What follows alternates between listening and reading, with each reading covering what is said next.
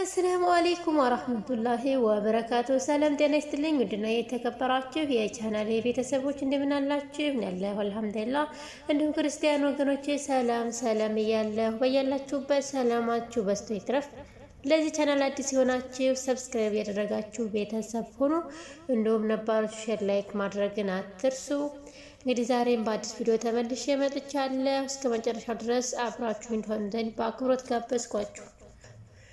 ድር የተሰኘ ፕሮግራም ነው። እንግዲህ ወይዘሮ ሰምሃል እንግዲህ ማስታወስ ስለማትችል ማንም ይውጣ ማንም ይግባ ማንም ባጠገቧ ዝር የሚል የምታስታውሰው ነገር የለም።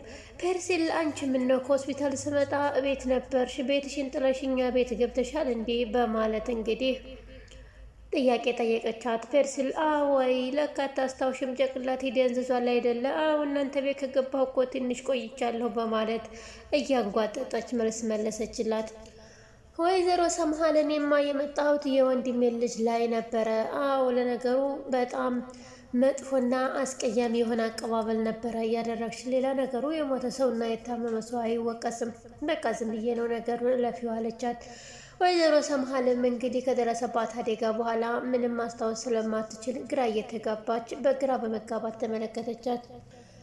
ለመሆኑ የአምነን እናት አምነን ማታ ሊያገባው መሆኑን ስትሰሚ አንቺ ምን ተሰማሽ? ምን አሰብሽ? በማለት ጠየቀቻት። እውነት ለመናገር በጣም ደስ ብሎኛል።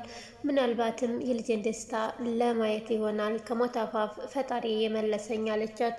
አዎ ይሆናል፣ ምን ይታወቃል በማለት እያሽጓጠጠች መልስ መለሰችላት። በነገራችን ላይ ፐርሲል ተብዬዋ ሴትየዋን ለማጥፋት እየሞከረች ነው። እኔ ግን አንድ ያልገባኝ ነገር ልጅ በዚህ ፍጥነት እንዴት ሚስት ሊያገኝ ቻለ? በማለት ጠየቀቻት። ወይኔ ጉዴ! በቃ እሱን ማታስታውሽም ለካ አይደል? የሚስትነት መረጣ አቅርበሽለት አልነበር እንዴ? ስለዚህ የመረጣት ልጅ ሊያገባት ነው አለቻት። በቃ ታዩ፣ ካሁን በኋላ ወደኋላ ያሳለፍሽውን ነገር ከምታስታውሺ ካሁን በኋላ የምትሰሚውና የምታዩን ብታስታውሺ ይሻልሻል በማለት መለሰችላት። ብቻ እኔ እሱ ደስተኛ ከሆነ ምንም ችግር የለው፣ ማንም ትሆን ብቻ እሱን ታስደስትልኛለች። እናትየዋም ወይኔ በቃ በራስሽ ቤት እንግዲህ ሆነሽ አይደለም፣ በቃ እስኪ አይዞሽ ነቃ በይ እያለች እሷም ማሽጓጠጧን ጀመረችው። ከወይዘሮም ሰምሃል ጋር ተነስታ ወደ ጄሪ ክላስ ከገባች በኋላ ጓደኛዬ ሰምሃል ምን ሆነሽ ነው ጠፋሽብኝ እኮ ብላ ስጠይቃት ሙሽራዋ ጄሪ እኔማ ሰምሃል ጋር ቆይቼ ነበር፣ እሷ ጋር ሳዋራት ቆይቼ ነበረ በማለት መለሰችላት። እሷ ጋር የቆየሽው አለቻት። አዎ ስትል በጣም እያናነቀቻት ነበረ የምታወራትና አንቺ አማቼንማ እንደዚህ አትናገሪያት አለች ጄሪ። እናም አቶ አምነንም እኮ እናቴን ተንከባከቢልኝ ብሎ ጠይቆኛል። ስለዚህ እኔም ቃል ገብቻለሁ አማቼ ስለሆነች ካሁን በኋላ በደንብ መንከባከብ አለብኝ አለች። አይ ጉድ! አንዴ ወደ ሞታ አፋፍ መላክ፣ አንዴ ደግሞ መንከባከብ፣ ሁለቱም አይጋጩም ብለሽ ነው አለቻት። ለነገሩ መግደሉንም መንከባከቡንም አይሳንሽም፣ ታደርጊዋለሽ አይደል ጄሪ የኔ ቆንጆ እያለች በእሷም ላይ እየተሳለቀችባት ነበረ። ጄሪም እንግዲህ ይህን ነገር እኮ ከኔና ከአንቺ በስተቀር ማንም የሚያውቅ የለም አይደለም እንዴ በማለት ጠየቀቻት። ወይ ጉድ! ለነገሩ ግን እሷን እንዴት ነው ያመነቻት? እሷ የአምነን አክስት ናት። ለምን አመነቻት? እንዴትስ አመነቻት? ይህን ሚስጥርስ ደብቃላት ትኖር ይሆን ወይስ የሆነ ጊዜ ታወጣባት ይሆን? እንግዲህ አብረን የምናየው ይሆናል። ሌላው እንግዲህ የወይዘሮ ሰምሃል ወዳጅ መስላ ጠላት የሆነቻት ሲፈን ናት። ሲፈን እንግዲህ ከወይዘሮ ሰምሃል የሆነ ጊዜ የሆነ ወረቀት ወስዳባት ነበረ። ያንን ወረቀት ወይዘሮ ሰምሃል በጣም አጥብቃ እየፈለገችው በነበረበት ሰዓት ሲፈን ግን ምንም አላየሁም ብላ ሲጀምር ማንም የጠረጠራት ሰው አልነበረም። ያ ወረቀት እሷ ጋር ነው። ያ ወረቀት እንግዲህ የወይዘሮ ሰምሃልን የሆነ ሚስጥር ነገር እንደያዘ እርግጠኛ ነን። እናም እንግዲህ ሲፈን ወደ ወይዘሮ ሰምሃል ጋር ሄዳ በጣም የምትንከባከባትና የቅርቧ ሰው በማስመሰል እኔ ምልሽ ወይዘሮ ሰምሃል እንግዲህ እንደምታውቂው ሜርሲ በጣም ጥላትሽ ናት። ካሁን በፊት እሷን ተከታተይልኝ ብለሽኝ ነበረ ከመታመምሽ በፊት አለቻት። እና እኔ ደግሞ ወዳጅሽ ነኝ። ከበፊትም እዚህ ቤት የገባ ነው እኔና ብሌንና ጄሪ ሆነን ለሚስትነት መረጣ ለልጅሽ ነበር እዚህ የገባ ነው። ስለዚህ እሱ ጄሪን ስለመረጠ አንቺ ደግሞ እኔን ስለወደድሽኝ እዚህ ያስቀረሽኝና የቅርብሽ ጓደኛ አደረግሽኝ አለቻት። ወይዘሮ ሰመሃልም ግራ በመጋባት እና ታዲያ አንቺ የኔ የቅርብ ሰው ከሆንሽ ልጅ ለምን አልመረጠሽም በማለት ጠየቀቻት። እንግዲህ ብሌን ሴፈንም እንግዲህ እሱ ያ የራሱ ምርጫ ነው፣ ነገር ግን አንቺና እኔ በጣም ነው የምንዋደደው፣ በጣም ነው የምንቀራረበው እያለች የወይዘሮ ሰመሃልን ሚስጥር ለማዋጣት እየጠየቀቻት ነበረ። እኔ የምልሽ ወይዘሮ ሰመሃል፣ ነገር ግን አንቺ የምታስታውሽው የአሁኑን ብቻ ነው ወይስ የበፊቱን ታስታውሻለሽ? የጠፋብሽ መካከል ላይ ያለው ነው በማለት ጠየቀቻት። የድሮ ታሪኬን በደንብ አውቀዋለሁኝ፣ አልረሳሁትም።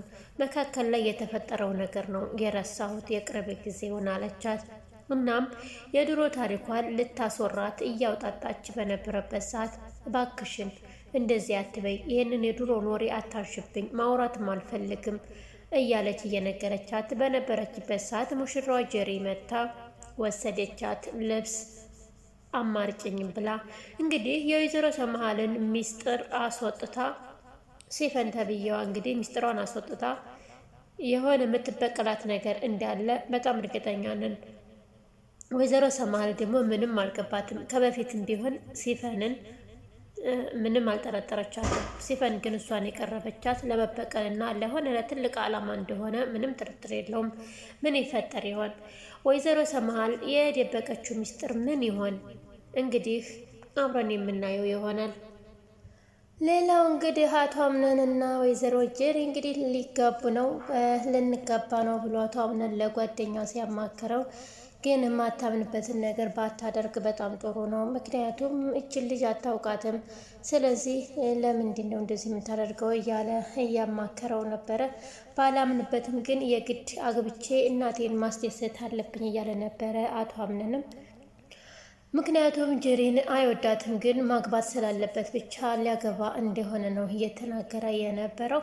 እንዲሁም እንግዲህ በሰርጋቸው ላይ የታደመው አንደኛው ወጣት ከብሌን ጋር ፍቅር እየተጫወቱ ነበረ።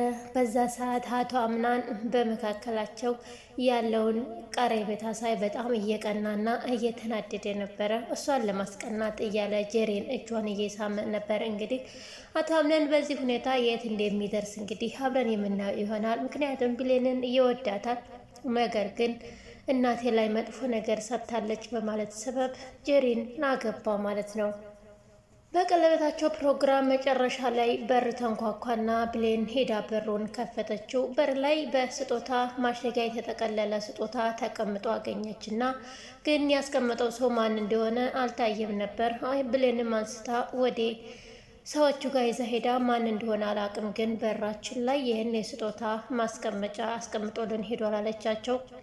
እነሱም እንግዲህ በደስታ በተለይ ጄሪ በደስታ ልትከፍተው ሞከረች ማለት ነው። በደስታ ያንን ስጦታ ስትከፍተው ውስጡ በጣም አስደንጋጭ ነበረ። ሁሉንም ያስደነገጠ ስጦታ ነበር እየተሰጣቸው። ምን መሰላችሁ? የተቆመጠ እጅ ነበረ። በጣም ያስፈራል፣ ያስደነግጥ ነበር። እንግዲህ ያንን ስጦታ ማን ይሆን የላከላቸው? ከማንስ ተበረከተላቸው ይሆን? እንግዲህ በሚቀጥለው ክፍል አብረን የምናየው ይሆናል። ውድ ቻናሌ ተከታታዮች እስካሁን አብራችሁኝ ስለሆናችሁ ከልብ አመሰግናለሁ። ለዚህ ቻናል አዲስ የሆናችሁ አሁን በድጋሚ ሰብስክራይብ ሳታደርጉ አትለፉ። እንዲሁም ላይክ አድርጉልኝ፣ የቻላችሁም ሼር አድርጉልኝ። በያላችሁበት ሰላማችሁ ብዝት ትረፍ ይበል። በሌላ ቪዲዮ እስከምንገናኝ ድረስ በያላችሁበት ደህና ሆኑ። ወዳችኋለሁ፣ ሁሌም አከብራችኋለሁ። ባይ ባይ።